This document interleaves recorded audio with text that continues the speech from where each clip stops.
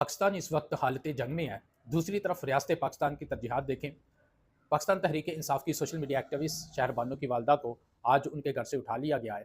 ایک طرف انڈیا پاکستان کے اندر گھس کر پاکستان کی آبادی کو ٹارگٹ کر رہا ہے، پاکستان پر ڈرون حملے کر رہا ہے، پاکستان کی فضائی حدود کی خلاف ورزی کر رہا ہے، اسرائیلی ڈرون حملے کر رہا ہے، پاکستان کی مساجد کو ٹارگٹ کر رہا ہے، پاکستان کے بازاروں پر حملے کر رہا ہے اور پاکستان کے شہروں پر حملے کر رہا ہے۔ یہ انڈیا کی طرف سے پاکستان میں ہو رہا ہے، لیکن دوسری طرف ریاست پاکستان کا فوکس جو آج ہمیں نظر آیا وہ دو جگہ پر تھا، ایک اڈیالہ جیل اور دوسرا شہر بانو کے گھر۔ اب اڈیالہ جیل میں علی امین گنڈا پور کی آج عمران خان سے ملاقات ہونی تھی، اس کے لیے کے پی کے وزیر اعلیٰ علی امین گنڈا پور آج اڈیالہ جیل کی طرف آئے ہیں، وہاں پر پہنچے ہیں، لیکن وہاں پر پنجاب پولیس نے انہیں روک دیا ہے اور کافی دیر انتظار کرنے کے بعد ابھی تک اطلاعات کے مطابق ان کی عمران خان سے ملاقات نہیں ہوئی۔ اور دوسری طرف جو پاکستان تحریک انصاف کی یہ جو سوشل میڈیا ایکٹیوسٹ ہے شہر بانو، یہ ایک ہیومن رائٹس پر بھی بات کرتی ہیں۔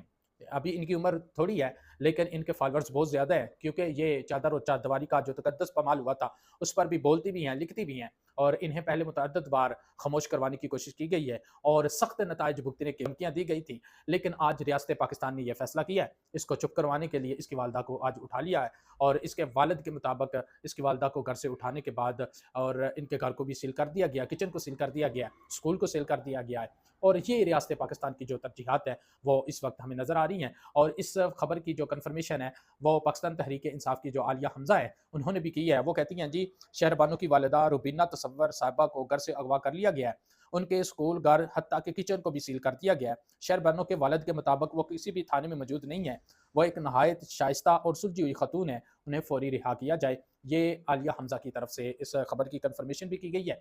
اور آپ دیکھیں کہ پاکستان اس وقت حالت جنگ میں ہے، انڈیا پاکستان کو ٹارگٹ کر رہا ہے، پاکستان کے اوپر حملے کر رہا ہے۔ آج دن میں بھی پہلے رات میں انڈیا کی طرف سے ڈرون حملے کیے گئے تھے، آج دن میں بھی انڈیا کی طرف سے مختلف مقامات پر حملے کیے گئے ہیں، جس میں لاہور آتا ہے، چکوال آتا ہے اور گجرانوالہ اور بہاولپور مساجد میں، مطلب مختلف مقامات پر انڈیا کی طرف سے پاکستان پر جو ہے حملے کیے جا رہے ہیں۔ اور پاک فوج کی طرف سے جو بیانیہ سامنے آیا تھا، D G I S P R کا یہ کہنا تھا ہم اس کارروائی کا بھرپور جواب دیں گے، جگہ اور وقت کا تعین ہم خود کریں گے۔ اب عوام یہ چاہتی ہے، عوام پاکستان یہ چاہتی ہے کہ انڈیا کو بھرپور جواب دیا جائے۔ اللہ پاک اس ملک عزیز کا حامی و ناصر ہو۔ اپنے فیڈ بیک کا ضرور اظہار کیجیے گا۔ اپنے میزبان اسد الرحمان کو اجازت دیجیے۔ اللہ حافظ۔